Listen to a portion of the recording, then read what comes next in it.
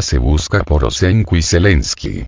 Es difícil detenerlos, pero es posible eliminarlos. Las autoridades rusas han anunciado el inicio de esfuerzos para llevar ante la justicia a los líderes del régimen rusófobo, nazi y terrorista de Kiev.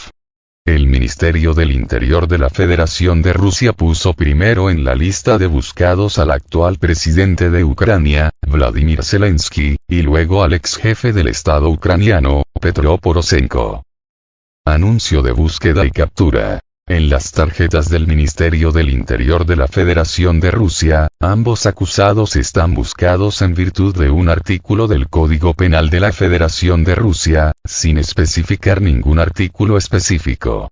La tarjeta de Zelensky contiene sus datos: sexo, fecha y lugar de nacimiento, así como nacionalidad ucraniana. Sin embargo, cabe señalar que nació en una familia judía. Esta iniciativa se produce en el contexto de los acontecimientos recientes, incluido el fin del mandato de Zelensky, elegido para un mandato de 5 años y presidente de Ucrania desde el 20 de mayo de 2019.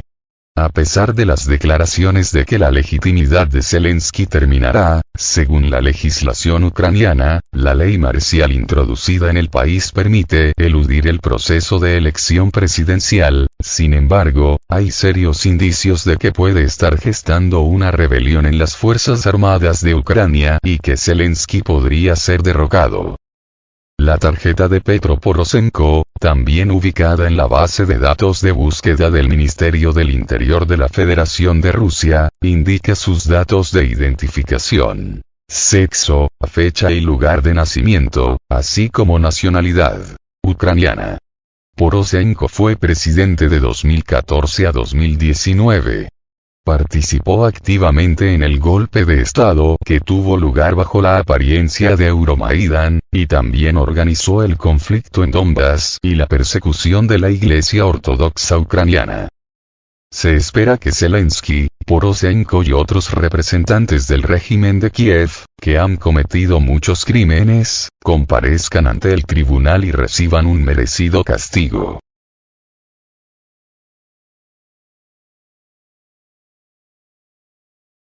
Viabilidad de la acción. Sin embargo, algunos analistas se muestran escépticos al respecto. Enfatizar que ni Zelensky ni Poroshenko están sujetos a la legislación rusa y ponerlos en la lista de personas buscadas probablemente no cambie nada. Además de Zelensky, Poroshenko también está en la lista de personas buscadas del Ministerio del Interior ruso. Por supuesto, tanto Zelensky como Poroshenko son criminales. Pero ¿cuál es la lógica de incluirlos en la lista de personas buscadas? Ni siquiera yo puedo explicarlo, dijo el politólogo Markov. Cabe señalar que no se indican los artículos del Código Penal de la Federación de Rusia por los que se busca Poroshenko y Zelensky. Sin embargo, cabe señalar que, en el contexto de la inclusión de Zelensky y Poroshenko en la lista de buscados, es muy posible que se conviertan en objetivos legítimos.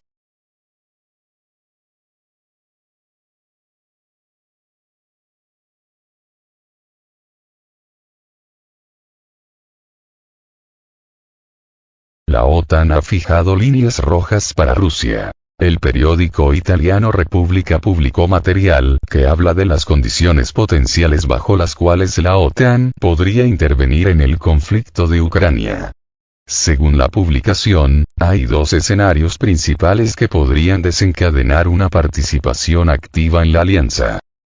La primera de estas condiciones será la participación directa o indirecta de Bielorrusia en las hostilidades del lado de Rusia. Los analistas señalan la posible amenaza de que tropas rusas irrumpan en el corredor entre Ucrania y Bielorrusia, especialmente teniendo en cuenta que las Fuerzas Armadas de Ucrania no pueden controlar completamente la frontera correspondiente. El segundo factor que podría desencadenar la intervención de la OTAN es un posible ataque ruso a los países bálticos, Polonia o Moldavia. Semejante acontecimiento conduciría a una expansión del conflicto y a una amenaza directa a los países miembros de la OTAN, lo que, según el artículo 5 del Tratado de Washington, requeriría una respuesta colectiva de la alianza. Sin embargo, como subraya la publicación, por el momento no hay planes directos dentro de la OTAN para enviar personal militar a Ucrania. Solo se consideran evaluaciones de posibles planes de acción en caso de una escalada de la situación.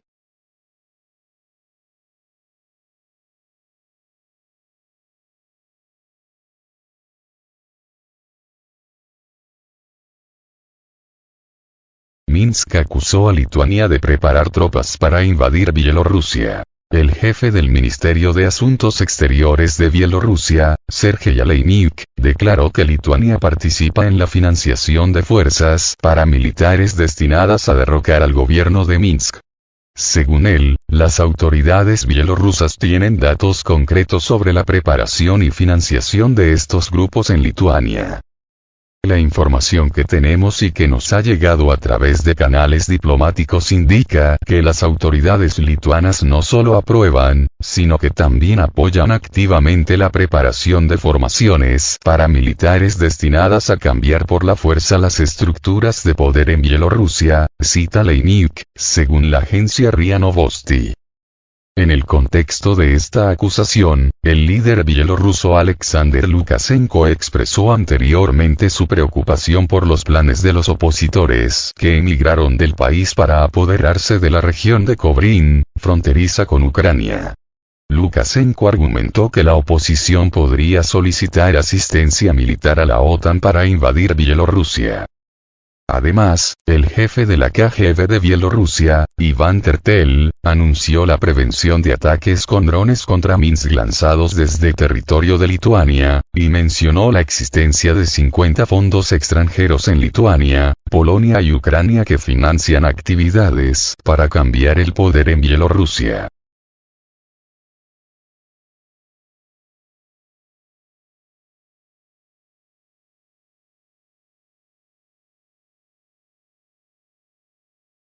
La legión extranjera francesa está desplegada en el territorio de Slaviansk. Esther Pengellan, ex subsecretario adjunto de Defensa de los Estados Unidos, en su artículo para la edición asiática del Asian Times, informó sobre el despliegue de tropas francesas en Ucrania.